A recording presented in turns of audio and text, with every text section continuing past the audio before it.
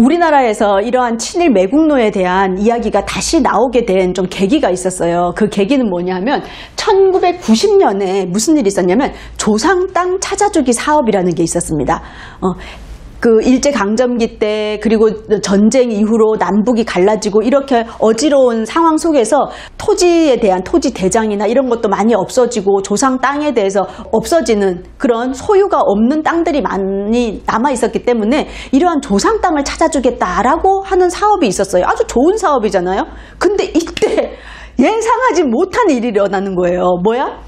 이완용 후손들이 우리 조상 땅을 찾아주게 하는 국가 사업이니까 여기에 이완용 땅, 우리 조상 땅 찾아주세요 하고 이거를 신청을 한 거예요. 정말 뻔뻔스럽지 않나요? 나 같으면 부끄러워서라도 어디 우리 조상이 이완용인데 땅 달라고 하겠어요. 이 뻔뻔함은 이루 말할 수가 없어요. 그래서 어떻게 돼? 30억의 토지를 그때 이 이완용이 후손들이 땅을 찾아가지고 이거 매각한 다음에 캐나다로 이민을 가버리는 거예요. 그리고 또 송병준, 우리 145적에 나오는 이 송병준이 있잖아요. 송병준이 후손은 보세요. 얼마? 3천억에 달하는, 지금은 더 땅값이 올라가지고 더 뛰었겠죠. 3천억에 달하는 부평의 미군기지 땅이 우리 송병준 땅이다. 우리 선조의 땅이다. 이 땅 찾아달라고 이거를 소송을 낸 거예요.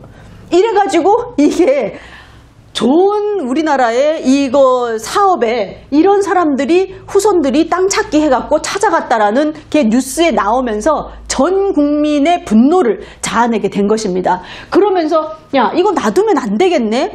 친일파들의 땅이 그렇게 많았어? 이 땅을 찾자 우리가. 이렇게 하는 계기가 된 것입니다. 그래서 2005년에 친일 반민족 행위자 재산의 국가 귀속에 관한 특별법을 이제 제정이 이제 하게 되거든요. 이때 이제 새누리당이죠. 이 당시에 새누리당인가 한나라당인가 국회의원들이 전원 불참해요. 안 와가지고 그 사람들 빼고 이 법을 통과시킨 것입니다. 그러니까 2005년에도 이러한 것을 반대하는 사람들은 이걸 왜 반대해요? 우리 민족이라면 이걸 반대할 이유가 어디 있습니까? 근데 국회의원의 절반들이 여기에 찬성을 안 했다는 것은 그 후손들이 그 뿌리가 아직도 살아있다는 거죠. 지금 국회에 2005년에도. 그래서 친일재산조사위에서는 친일파 168명에 대한 재산 시가가 2,373억 원을 이제 환수를 하게 됩니다.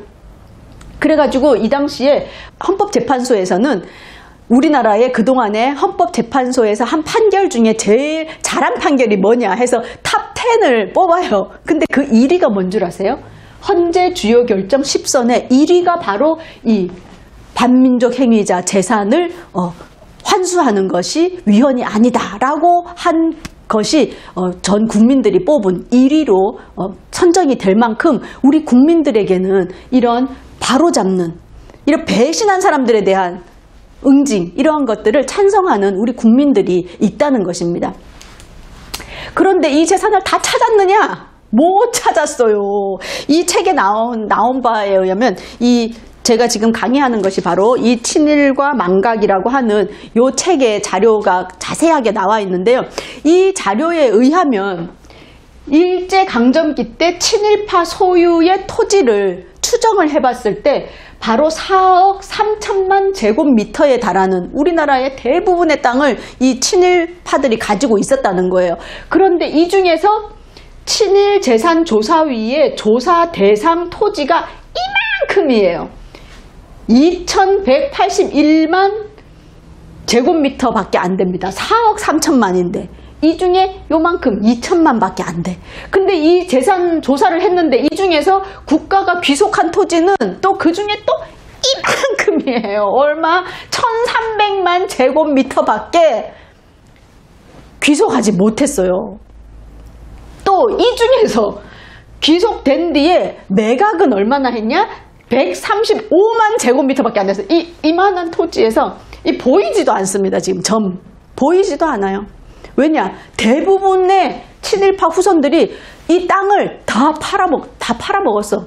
그리고 좋은 땅들은 다 명의 변경하고 자기 호적까지도 세탁을 해가지고 있잖아요. 호적 세탁을 했다니까요. 이름도 다들 바꾸고 이래가지고 이 재산을 찾을 수가 없어. 이미 다 팔아먹었어. 그리고 이 매각을 못한 건 뭐냐? 거의 가치가 없는 야산 이런 거 있죠. 그런 것만 남아있는 거예요.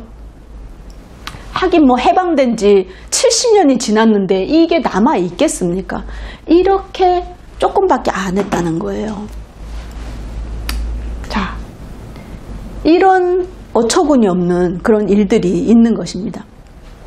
그래서 우리가 대표적으로 그러면 친일을 했던 사람과 애국을 했던 사람, 매국을 했던 사람과 애국을 했던 사람이 어떤 삶을 살았는지를 잠깐 알아보도록 하겠습니다. 우리가 이때까지 7차에 이르는 앞에 계속 우리가 독립운동의 역사를 알아보고 독립운동가, 자랑스러운 독립운동가, 나라를 위해서 얼마나 고생을 했고 이러한 분들에 대한 기록을 다 이야기를 했잖아요. 그런데 그 해방이 된 이후의 모습에 대해서는 우리가 이야기를 안 하고 있는데요. 대표적인 분들을 이야기해 보도록 하겠습니다. 자, 우리나라가 500년의 500년 역사라고 하잖아요. 그 500년 역사의 대표적인 그 정신적인 근간은 유교였다고 하잖아요. 유교. 그 유교에서 대표적인 마지막까지 우리가 기억하는 대한민국 마지막에 조선의 마지막 선비다라고 하는 사람은 심산 김창숙 선생을 이야기하고 있습니다. 이 심산 김창숙 선생님은 을사오적을 처단해야 된다. 그리고 일진회. 우리가 첫 시간에 배웠습니다. 친일 매국, 나라를 처음에 팔아먹을 때 앞장섰던 그 일진회를 성토하는 일에 앞장서셨던 분이 바로 심산 김창숙 선생님이에요. 그러니까 이분은 1910년 나라를 빼앗기는 그 때부터 독립운동을 시작을 하신 거예요. 독립운동을 하셔가지고 나중에 1919년 3.1 혁명 당시에 기독교, 천도교, 불교는 33인 중에 서명을 했지만 그 조선을 책임졌던 유림들이 아무도 서명하지 않았다라는 것에 부끄러움을 느끼고 이후에 파리장서 사건이라 그래서 파리에다가 우리나라에 파리 강화회의가 있을 때 우리나라 유림들이 이렇게 많은 유림들이 독립을 원한다라고 일제를 물러나기를 원한다라고 하는 서명을 해서 보낸 그런 사건이 있었습니다. 2번이나 있었는데요. 그 파리장서 사건을 주도하신 분이 바로 이 심산 김창숙 선생님이 되겠습니다. 그리고 그 이후에는 서로 군정서에서도 활동하시고 또 임시정부에는 부의장으로 활동을 하셨어요. 그리고 박은식 선생이나 신채호 선생, 김구, 이동영 이런 분들과 함께 독립운동을 하시면서 평생을 독립운동에 몸을 바치신 분이십니다. 그리고 특히 우리가 지난 시간에 의열투쟁 배우면서 이 이야기를 했는데요. 의열투쟁, 나석주 의사의 동양척식 주식회사에 폭탄을 던진 식산은행에 폭탄을 던진 그 나석주 의사에게 폭탄을 전달해준 폭탄을 사서 구입을 해서 전달해주고 나석주 의거를 준비를 하셨던 기획하셨던 분이 바로 심산 김창숙 선생님이 되겠습니다. 근데 이분은 그러고 나서 해방이 된 다음에는 또 어떻게 했느냐? 해방이 되고 나서 그 정권을 서로 잡기 위해서 막 싸움이 일어났을 때 거기에서도 중심을 잡으시고 유림들을 모아서 우리나라의 미래를 이끌려면 성균관, 예전에 그 성균관을 다시 복원해야 된다라고 해서 성균관 대학을 설립을 하신 분이세요. 그래서 성균관 대학 초대 총장이 되셨던 분이시고 이렇게 나라의 정치적인 것뿐만이 아니라 교육까지도 우리나라의 교육까지도 복원을 하시려고 애쓰신 분이 바로 심산 김창숙 선생님입니다. 이분은 어떠셨냐 하면 일제강점기 때 너무 고문을 받아가지고 어떻게 돼요? 이 하반신이 마비가 돼서 앉은뱅이가 되죠. 그래서 앉은뱅이 늙은 노인이라고 해서 벽옹이라고 하는 호가 생길 정도로 벽옹 김창숙 선생님이라고 불릴 정도로 그렇게 하셨어요.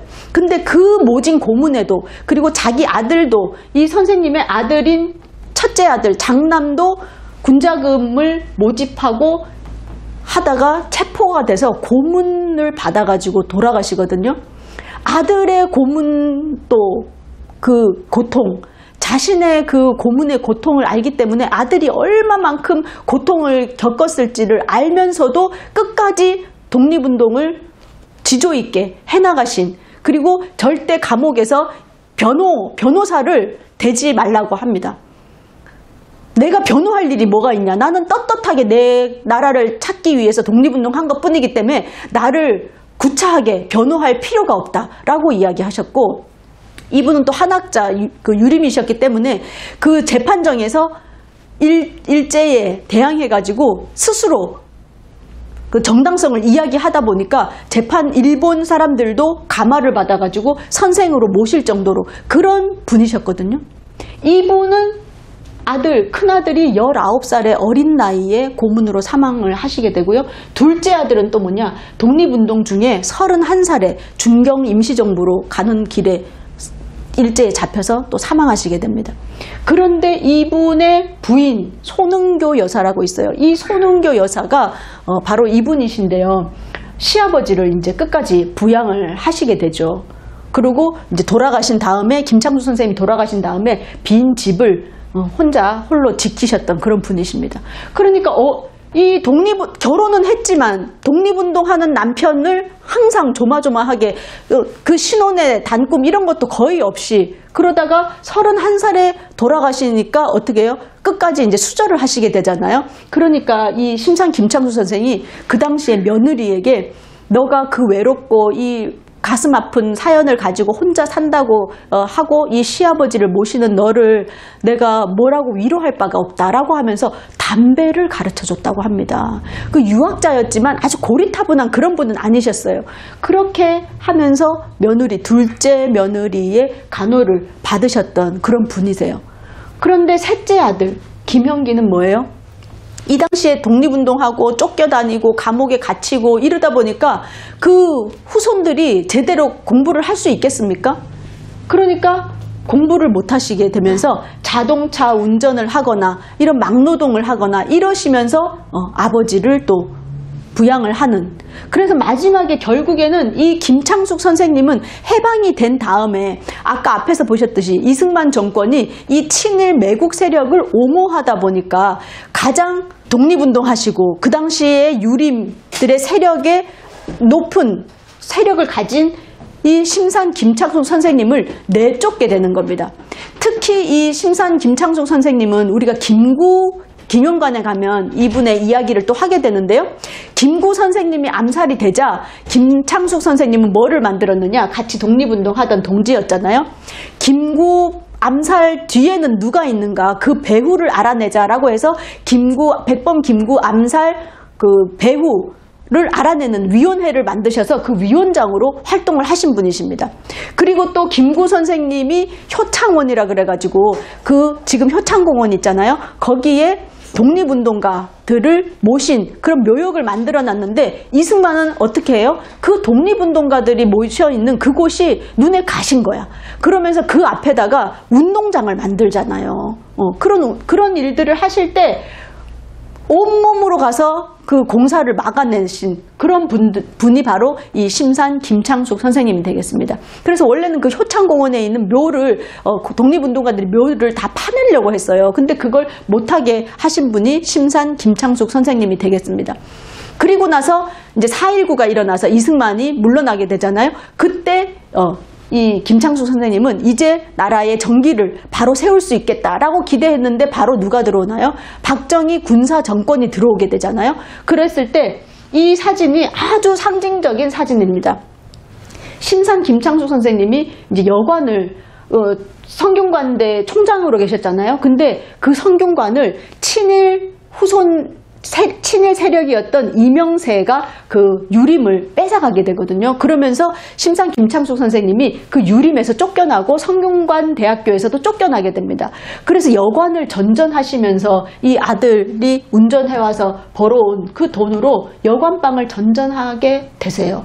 그때 돌아가시기 이제 임종을 앞두고 이제 병원에 모셔졌을 때 박정희가 찾아오게 됩니다. 군사 쿠데타에 대한 그 정당성을 인정받으려고 그 당시에 우리나라의 유학이 그래서 내려오고 있었고 성균관 대학의 총장이었기 때문에 상징적으로 이분을 찾아가요.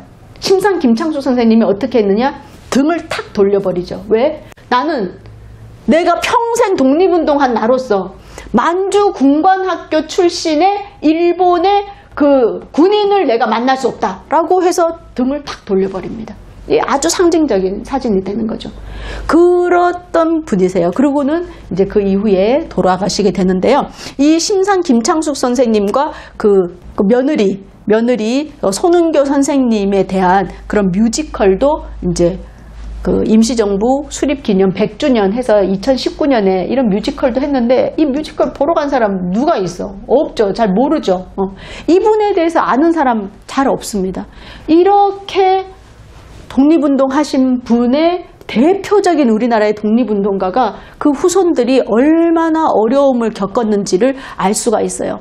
그런데 이제 피가 거꾸로 솟는 일이 있죠. 뭐냐? 이명세라고 하는 사람이 있습니다. 이 이명세는 누구냐? 일제강점기 때 은행, 그 당시에 은행은 다 뭐죠? 일제의 은행이잖아요. 그 은행에서 일을 하고 또 기업, 세방석유, 석유 옛날에 뭐 이런 주유소 같은 거 하면 돈 엄청 벌었죠. 그 석유의 사장이었어요. 이 일제강점기 때 친일하고 매국하고 또 뭐예요? 조선임전보국단이라 그래서 막 나가서 천황을 위해서 죽어야 된다라고 했던 그 사람이에요. 이 사람이 뭐를 하게 되냐면 경학원이라 그래가지고 그 이전에 유교 집단을 유림들을 일제로 전환을 시켜가지고 친일파로 끌어들여서 만든 게 바로 경학원입니다. 이 경학원의 창립 멤버였어요. 그런데 이 사람이 해방된 이후에 어떻게 되냐? 다시 득세를 하게 되는데요. 뭐냐 하면 유도회에서 유교의 그 도를 전승하는 유도회를 만들게 되거든요. 유도회를 만들었는데 이 유도회의 총재가 누구야? 이승만이에요. 이승만은 종교가 뭐죠? 기독교거든요.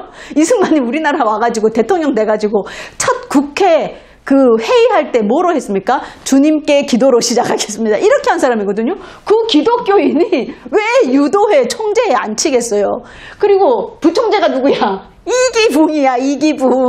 4.19 때, 그 아들한테 총 맞아 죽은 이기붕. 이런 사람들이 유도회 총재니 유도회의 성격을 아시겠죠. 그런 유도회에 이 이명세가 활동을 하면서 또 자유당에 또 같이 아주 활동을 해가지고 나중에 자유당 사건이 있을 때 감옥에 조사받았던 그런 전력이 있습니다. 이 사람이 뭐야? 독립운동가 심산 김창숙 선생을 추출하게 되는 거예요. 보세요. 그러니까 이승만은 김구 암살과 관련이 있다라고 지금 100번 김구 기념관에 가보면 나와 있거든요.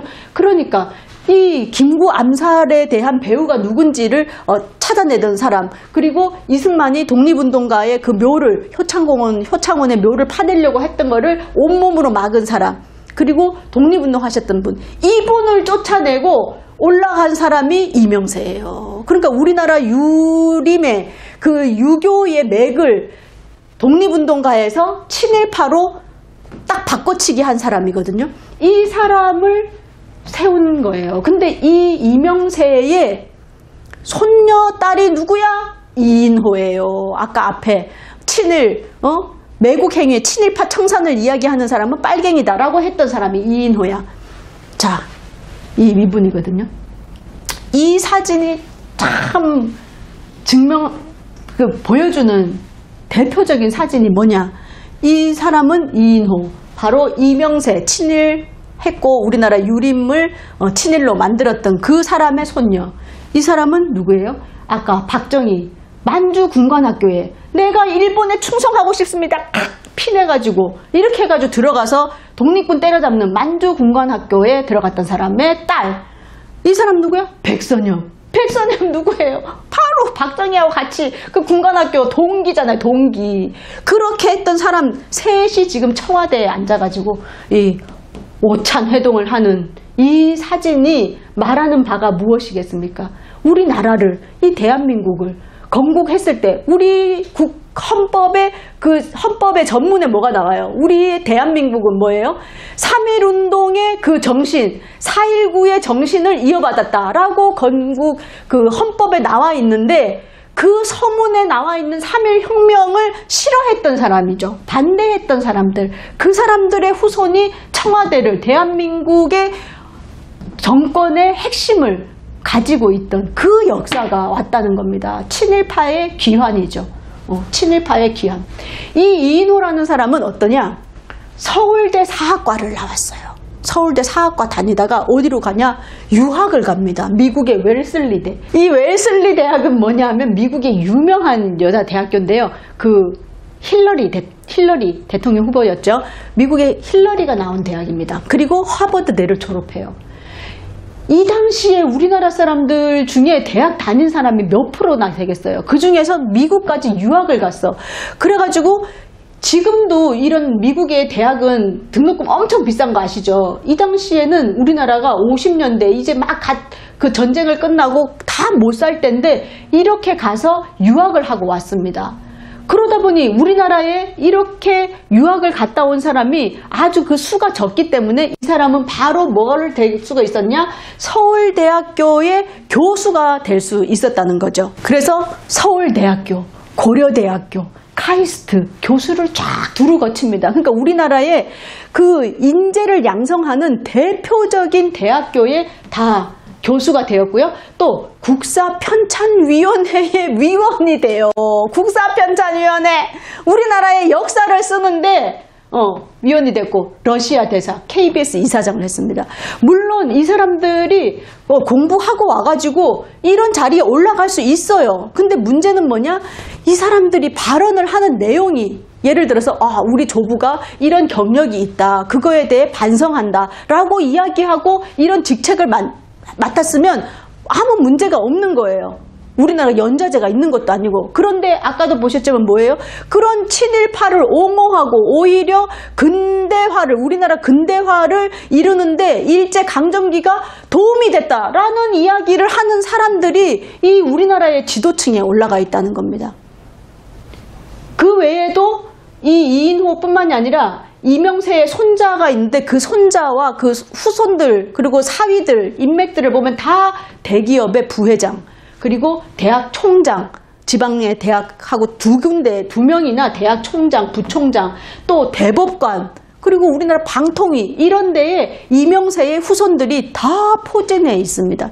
이 책에는 자세하게 그 이름이라든지 다 나와 있는데 차마 제가 그 이름까지는 이야기를 안 하는데요. 이런 후손들까지도 이렇게 돼 있다는 거예요. 그러니까 우리나라에 보세요. 지식계, 그 다음에 기업, 그리고 법, 그 다음에 언론, 여기에 이 후손들이 포진해가지고 이렇게 나라의 지도층으로서 있다는 것입니다.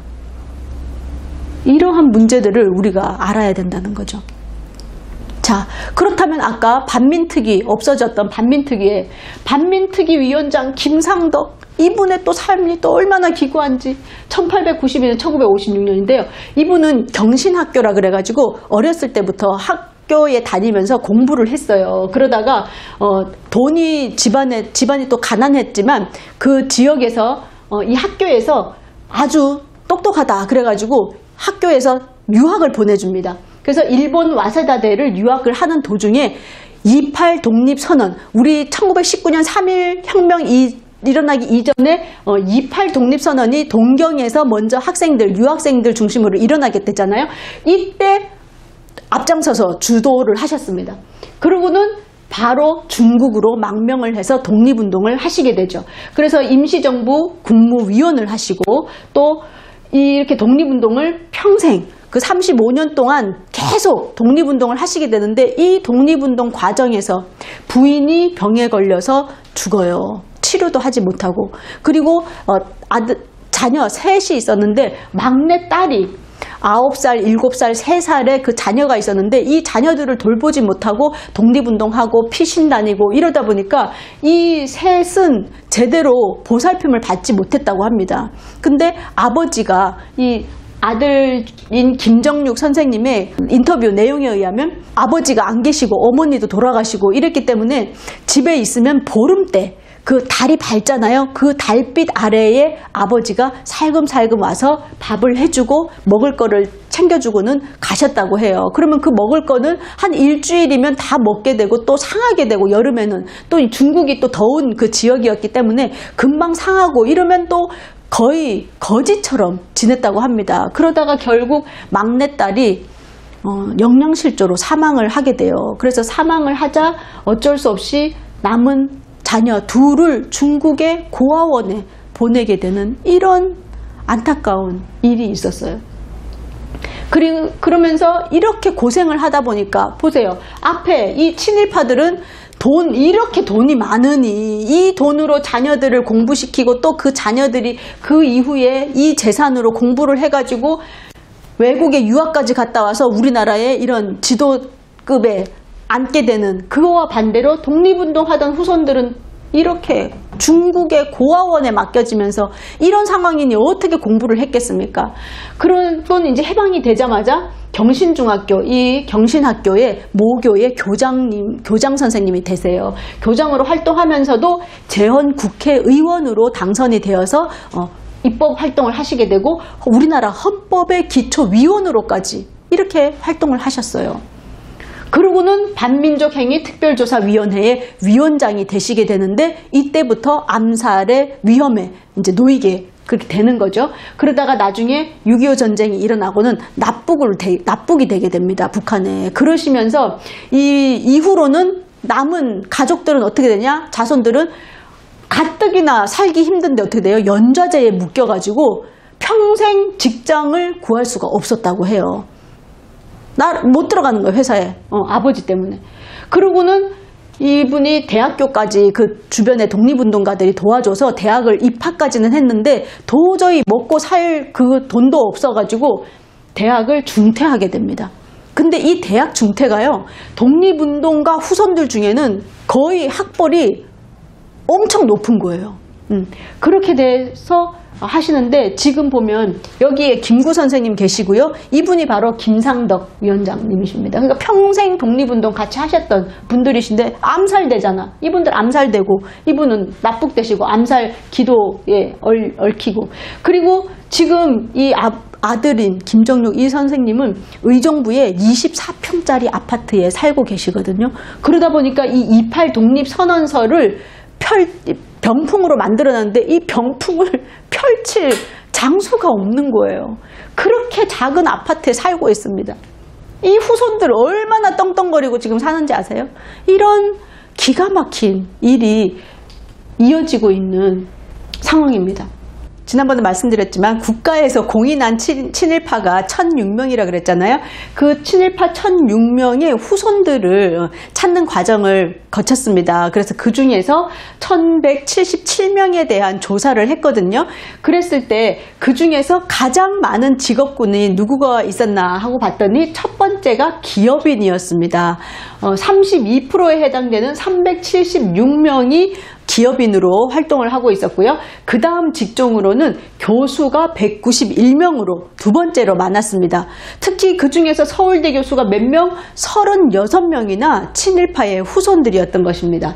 그래서 이 친일파 후손들은 유학을 갔다 올 수가 있었어요. 그 많은 재력과 이러한 것들을 통해 가지고 유학을 갔다 왔기 때문에 이 유학을 갔다 온 비율이 보통 일반 우리나라 국민들의 그 유학 비율에 비해서 150에서 300배나 많은 비율이었다고 합니다. 이렇게 유학을 갔다 온 사람들은 우리나라의 학계에서 1세대 지도층으로서 우리나라의 지도층을 형성할 수 있었고요. 그는 강력한 오피니언 리더들이 될 수가 있는 거죠. 그리고 그 이후에도 학문적인 권위라든지, 우리가 몇 년 전까지 지금도 그렇지만 어디에서 미국에서 하버드에서 학위를 받아왔다 이러면 그 권위가 있잖아요. 그러면서 수많은 제자들을 길러냈기 때문에 지금까지 그 학계에 강단사학자라고 하는 그 학계에는 이러한 제자들이, 이 사람들이 길러낸 제자들이 많이 포진해 있다는 것입니다. 그리고 그 다음 세 번째 직업군은 바로 의사가 되겠습니다. 의사는 12.5%나 되는데요. 지금 우리나라에 의사들 수가 되게 적잖아요. 얼마 전에도 또 의사들이 막 경무에 시달리고 코로나로 뭐 의사가 부족하다 그래서 의사를 더 뽑자 하고 의대생 더 뽑으려고 그랬더니 그냥 의사들이 다 데모를 하고 난리를 쳐가지고 우리나라에서 유일하게 자기들 의사를 많이 못 뽑게 하는 거의 유일한 집단이 의사 아니겠습니까? 이 집단에 147명이나 되는 아주 많은 비율로 포진해 있다는 것입니다. 그 외에도 공직 55명, 언론이 46명, 정치 31명, 법조 30명 이렇게 해서 우리나라에서 기업, 교수, 의사, 공직과 언론에 이렇게 많은 친일파의 후손들이 포진해 있다는 것입니다. 그래서 특히 언론 같은 경우는 지금 우리나라의 메인 언론이라고 하는 조선일보, 방시일가죠. 그 다음에 동아일보, 김성수 후손들이죠. 중앙일보. 그 대표적인 언론 사주들이 다 친일파였다는 것이에요. 지금까지도 우리나라에 많은 영향을 끼치고 있는 사람들입니다. 그래서 이 재산들을 어떻게 지금 관리를 하고 있는지를 봤더니 일제강점기 때 대표적인 매국 친일을 했던 이해승의 후손 같은 경우는 성북동 2층에 대저택을 가지고 있고 또 민용위의 후손들은 지금 뭐예요? 휘문고등학교, 휘문 그 재단을 가지고 있잖아요. 그래서 휘문의 후손은 청담동이라든지 이태원 이런 데 최고급 저택을 가지고 있고요. 또 방태영, 김석유 이런 사람들의 후손도 홍대나 삼성동, 요새 얼마나 핫한 곳입니까? 홍대. 그리고 강남의 삼성동에 빌딩을 소유하고 있습니다. 그리고 대부분의 자녀들은 다 미국 시민권을 갖고 있어요. 이 유학을 갔다 온 것도 초창기에 1910년대 초창기는 일본으로 대부분 유학을 갔거든요. 그런데 그 이후에 1930년도 넘어가면서는 미국으로 유학을 간 비율이 점점 높아지고 있습니다. 그러니까 이 사람들은 뭐예요? 그러니까 나중에 이후로 미국이 파워가 세지면서 미국으로 유학을 많이 간 것을 알 수가 있어요. 그래서 주택이 후손 1177명의 주택을 소유하고 있는데 어떻게 소유하고 있나 하고 봤더니 475곳에 전국에 걸쳐서 주택을 가지고 있는데 84%가 수도권에 집을 가지고 있었습니다. 특히 어디야? 강남 3구가 130곳으로 서울 전체의 43.3%를 차지하는 사람들이 어디에 살아? 강남에 살아요. 지금 하루만 자고 나도 강남의 집값이 어마어마하게 오르잖아요. 절반이 강남에 살고요. 그 외에도 여의도라든지 평창동이라든지 성북동이라든지 대표적인 부촌에 이런 친일파의 후손들이 많은 재산을 가지고 있다는 것을 알 수가 있습니다. 그에 반해서 아까 말씀드렸던 우리 독립운동가들의 후손은 뭐예요? 그 28 독립선언도 펴지 못할 정도로 24평의 조그만 아파트에서 사시는 그 김상덕 반민특위 위원장의 아들이라든지 독립운동가의 후손들이 최저 생계비에 못 미치는 그런 어려움에 처해 있는 현실, 그것이 지금 2021년 대한민국의 현실이 되겠습니다. 그래서 이러한 친일파의 아주 쬐꼬만 그 돈을 환수를 했는데 그 환수된 금액은 보훈처에 귀속이 되어가지고 우리 독립운동가들을 선양하고 그 후손들에게 지원을 하는 그런 정책으로 쓰이고 있는데요. 우리 국민들이 이게 나라의 정책으로 알려지기 이전에 이러한 책들을 통해서 많이 읽고 이런 역사들을 바로 잡고 우리가 기억하는, 청사는 제대로 되지 않았을지 몰라도 우리 국민들이 다 기억하고 있는 그 역사로 남아야 하지 않을까, 이런 생각을 하게 됩니다. 그래서 독립운동가들의 후손을 보면 정말 가슴 아픈 것이 뭐냐, 그래 그 당시에는 못 살았다고 하더라도 지금이라도 잘 살아야 되는데 왜 지금까지도 어려움에 봉착해 있느냐, 그것은 바로 학력입니다. 학력. 독립운동가의 후손의 학력을 보면 중졸 이하가 40%예요. 고졸 이하가 66%, 3분의 2입니다. 3분의 2. 심지어 무학도 있어요. 그리고 초등졸이 22.8%, 중졸 12.8%, 고졸 25.7%. 그런데 그에 비해서 친일 후손은 3분의 1이 스카이를 나와요. 스카이, 서울대, 연대, 고대. 그리고 해외 유학이 27%. 이렇게, 그리고 독립유공자 세대별 월 개인 소득이라고 그래가지고 이거를 조사를 한 게 있는데요. 여기에 보면 보세요. 50만 원 미만, 그 다음에 50만 원에서 100만 원 미만, 100만 원에서 200만 원 미만이 이렇게 많습니다. 그러니까 200만 원 미만이 전체의 4분의 3을 차지하고 있어요. 이게 보면 2015년에 조사한 건데요. 가구별 최저 생계비에도 훨씬 미치지 못하는 그런 어려움에 봉착되어서 지금 사시고 있습니다. 이 후손들이. 정말 우리가 이러한 사실을 알고 이 독립운동가들에 대해서 아는 것도 중요하지만 그 이후로 후손들이 어떻게 살고 있는지를 우리가 꼭 기억해야 할 거라고 생각합니다.